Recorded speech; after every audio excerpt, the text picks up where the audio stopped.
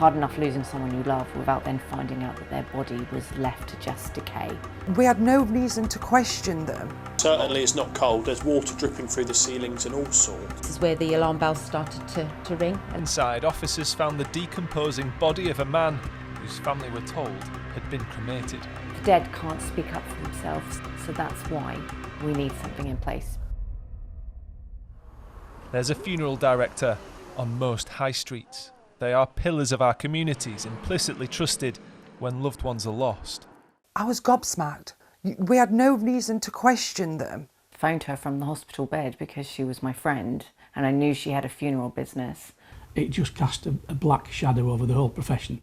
The recovery of 35 bodies from a funeral home in Hull was another tragic reminder that some firms are betraying families in their most vulnerable moments. I just was looking at him and absorbing everything about him, every minute detail. We lived for 11 minutes. The room was so quiet. I remember a couple of midwives had to leave the room because they were crying. Corinne's baby son Albie was born prematurely, weighing less than £1. She called her friend of 23 years, Hayley Bell, and asked her to conduct his funeral. But 4 months later, her debt-ridden business in Hampshire was raided by police. Inside, officers found the decomposing body of a man whose family were told had been cremated. So they're not refrigerated. There's a cooling system. Certainly it's not cold, there's water dripping through the ceilings and all sorts. While police later found evidence to suggest Albie's body too may have been mistreated. It's hard enough losing someone you love without then finding out that their body was left to just decay. I want the horrible details so that Mummy knows what he went through. In February, Hayley Bell and Richard Elkin were jailed for 4 years. In court, it emerged Elkin had a fake certificate claiming to be from the NAFD. That's one of 2 trade bodies, the other being the SAIF, which have a joint code of conduct that requires firms to meet minimum standards, but there is no legal obligation to pay to sign up. Scotland has statutory regulation, but elsewhere in the UK, funeral directors don't need qualifications to practice, and equipment like refrigeration isn't even necessary. He was proud of being a miner. In Nottinghamshire's ex-mining communities, families look out for each other. That's what Ron Parkin thought he was doing when he prepaid for a funeral in 2014.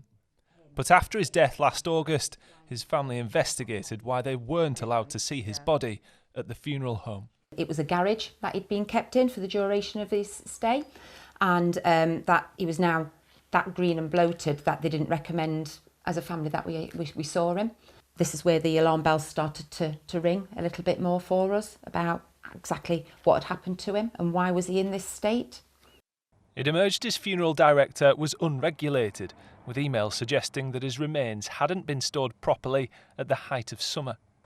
Police said no crime had been committed, while the firm denies any wrongdoing and insists Ron was kept in a refrigerated room, blaming his condition on a delayed post-mortem.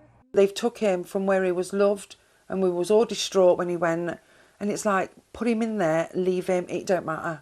It's like he didn't matter, and he did matter. We've got to stop other families going through what we've gone through and what Hull's gone through. It makes you think how many more are out there that are doing it in their gardens or, you know, in their bedrooms, and it's frightening. Well, we asked the trade bodies themselves whether they knew just how many firms were unregulated, but they didn't. So we manually checked the names of more than 1,800 funeral directors across England, Wales and Northern Ireland, which are listed as active by Companies House against their own databases. That showed that more than 560 were going unchecked, and 5 of them were falsely stating online that they were being regulated. The fact that there is no single source of truth in terms of every funeral director that's operating, I think that is a problem. Our advice to people is to do your homework.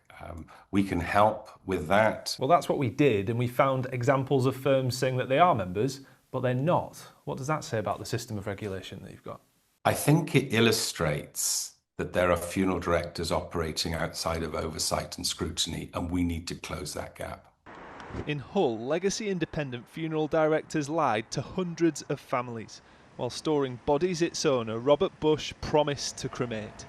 From 2021 onwards, he opted not to follow a code of conduct. I know we're a highly unregulated industry. You're highly unregulated? Yeah. Okay. What spot inspections have you been subjected to? None. None? No.